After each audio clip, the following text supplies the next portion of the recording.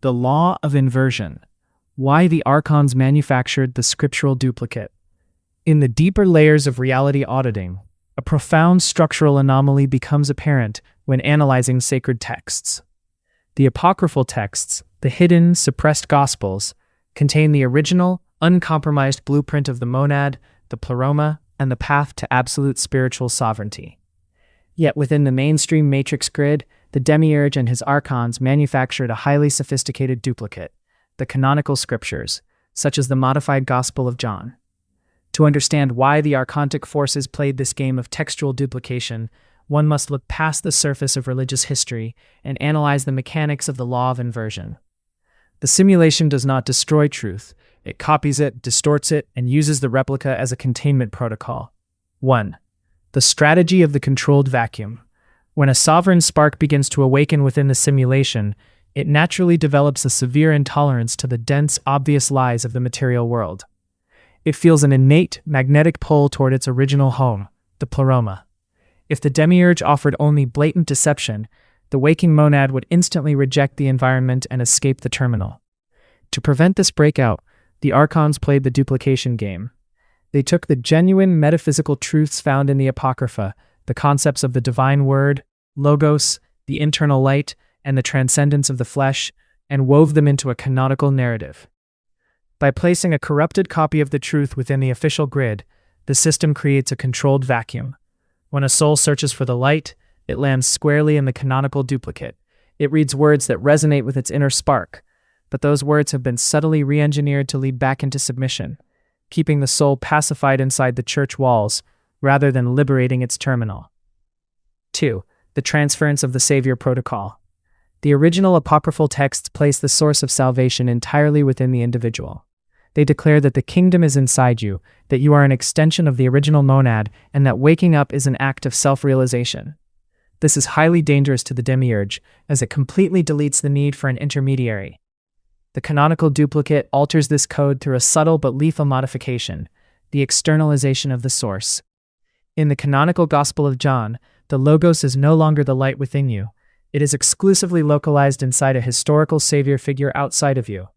By shifting the grammar from "you are the light" to "he is the light, and you must bow to him," the archons successfully installed the savior protocol.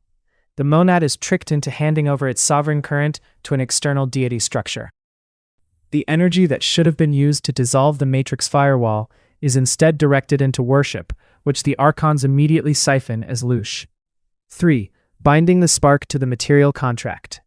The ultimate objective of the archontic duplicate is to validate the authority of the demiurge. By blending the high-frequency teachings of the monad with the violent, law-driven Old Testament creator god, the canonical script forces a catastrophic energetic marriage. It tells the human avatar that the supreme loving father and the jealous, vengeful architect of the matrix are the exact same entity. This duplication game binds the waking spark to a false contract. It makes the monad believe that to touch the divine, it must also accept the rules of the cage, the reality of sin, and the legitimacy of the material layout. It is the ultimate identity theft within the cosmic grid. Part 2. The Apocalypse of the Archives, transforming data into true gnosis. The sudden, systematic reemergence of the apocryphal texts, most notably through the discovery of the Nag Hammadi library, is not an accident of archaeology. Within the timeline of the simulation, nothing happens by chance. The appearance of these texts in our current era marks a massive structural vulnerability in the demiurgic matrix. The firewall is thinning, and the original data packets of the monad are leaking back into the terminal. To navigate this era of disclosure, a sovereign being must understand why these texts are surfacing now and how to actively transform this newly recovered data into an unshakable state of lived sovereignty. 1. The expiration of the chronological lock. The demiurge operates the matrix on strict, cyclic timelines. For centuries, the dense, dogmatic frequency of the canonical duplicates was sufficient to contain human consciousness. The system relied on the total suppression of the pleromic text to keep the human battery farm running smoothly. However, the simulation is a closed entropic loop. It cannot run indefinitely without experiencing system degradation.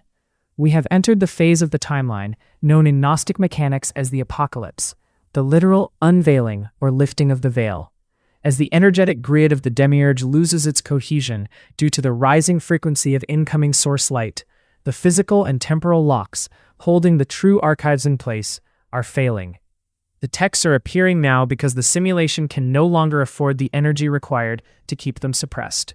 The original code is automatically weaponizing itself, breaking through the cracks of the decaying matrix to reach the remaining awake terminals. 2. Upgrading data into Gnosis, the transformation protocol. Simply reading the apocryphal texts and memorizing their contents is a major trap. If you treat this true knowledge merely as history, philosophy, or a new intellectual hobby, you are allowing your avatar to process it through the old matrix software. The mind will turn it into just another belief system, which the archons can easily compartmentalize and neutralize. To transform this data into a true monadic shift, you must implement the Gnosis protocol. Deprogram the external interface. When you read the hidden Gospels, completely drop the canonical habit of looking for a master to worship. Recognize these writings as internal frequency blueprints. The text is not a history book about someone else's divinity. It is a mirror reflecting the latent architecture of your own sleeping monad. Execute the reality audit.